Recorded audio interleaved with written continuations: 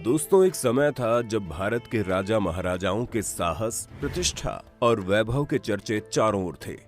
दौलत इतनी कि राजा की प्रजा से लेकर मंदिर और महलों तक सोने की बरसात होती थी। लेकिन जब आजादी का दौर आया तो फिर सब कुछ बदल गया, जिसके चलते कभी ठाट बाट से रहने वाले राजाओं के वंशज आज गुमनामी की जिंदगी जी रहे हैं, तो वहीं कुछ ऐसे भी शाही परिवार हैं जो नए जमाने में पूरी तरह से ढलकर अपने पूर्वजों की तरह ऐशो आराम की जिंदगी जी रहे हैं। और आज के हमारे इस एपिसोड में हम आपको ऐसे कुछ वीर सपूतों और राजवंशों के परिवार के बारे में बताएंगे। तो चलिए शुरू करते हैं। टीपू सुल्तान, अंग्रेजी हुकूमत के विरुद्ध आवाज उठाने वाले पहले भारतीय शासक और टाइगर ऑफ मैसूर के नाम से प्रसिद्ध टीपू सुल्तान को कौन नहीं जानता। और आज इनकी वीरता और साहस के किस्से के तो क्या ही कहने। परंतु सन 1799 में मुगल सल्तनत के इस वीर सिपाही ने जब दम तोड़ा था तो अपने पीछे छोड़ गया 90,000 सैनिकों के बल के साथ तकरीबन 3 करोड़ रुपए, जिसका आज के लिहाज से अनुमान लगाना काफी मुश्किल होगा।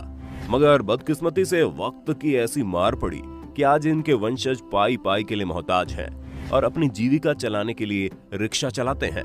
ऐसा माना जाता है इनकी 12 संतानों से मात्र 5 ही बची थी, जिनमें से सिर्फ मुनरुद्दीन और गुलाम मोहम्मद की ही जानकारी में है, जो कि कोलकाता की टीपू सुल्तान शाही मस्जिद के पास रहते हैं।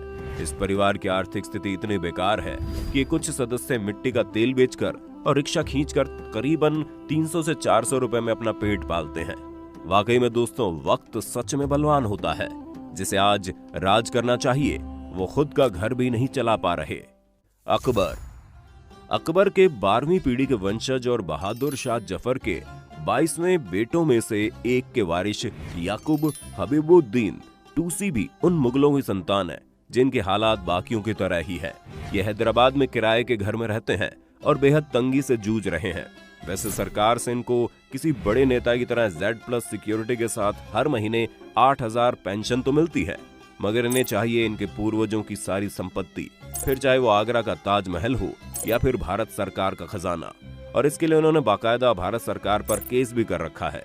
अब इन्हें क्या मिलना चाहिए या नहीं, ये तो कोर्ट ही फैसला करेगा, लेकिन इसके बारे में आप अपनी राय हमें कमेंट में देना जरूर। राजा बृजराज महापात्रा, कभी उड़ीसा की सबसे रईस और रसूखदार रियासत रही टिगरिया राजवंश का आज जो हाल है वो किसी गुमनाम अंधेरे से कम नहीं। एक समय था जब इस सियासत के राजा बृजराज महापात्रा की तूती 60 किलोमीटर दूर तक फैलती थी और उनके महल में 30 से ज्यादा सेवक हुआ करते थे और गैराज में पड़ी थी 2 दर्जन से अधिक लग्जरी गाड़ियां। परंतु बाकी अन्य राजाओं की तरह सरकार ने इनसे राजस्व उगाही के अधिकार छीन लिए और महज 600 पाउंड में इनका महल भी खरीद लिया। कई दिनों तक 130 पाउंड की पेंशन पर जिंदगी गुजार रहे इस राज परिवार के आखिरी वारिस बृजराज क्षत्रिय वीर छामुपति सिंह की पेंशन भी इंदिरा सरकार ने रोक लगा दी थी, जिसके बाद गांव वालों की मदद से बनाई गई एक छोटी सी झोपड़ी में इन्होंने अपना बचा हुआ जीवन यापन किया और 2015 के दौरान 95 की उम्र में इनकी मृत्यु हो गई। निजाम उस्मान अली खां, दोस्तों आज के दौर में भले ही आपकी नजर में अंबानी देश का सबसे अमीर शख्स हो, मगर हैदराबाद के इस निजाम के सामने शायद ही वो कहीं खड़ा हो पाता। जी हां दोस्तों, हैदराबाद के निजाम उस्मान अली खान को भारत का अब तक का सबसे अमीर आदमी माना जाता है, जिसकी कुल संपत्ति लाखों करोड़ों में नहीं बल्कि अरबों में थी। इस निजाम की रियासत में सोने चांदी के सिक्कों के अलावा करोड़ों के हीरे जेवरात की अपार दौलत और हीरों की खदानें भी शामिल थी। मगर आजादी के बाद इस रियासत का भारत में विलय हो गया और सब कुछ सरकार के हाथों लग गया।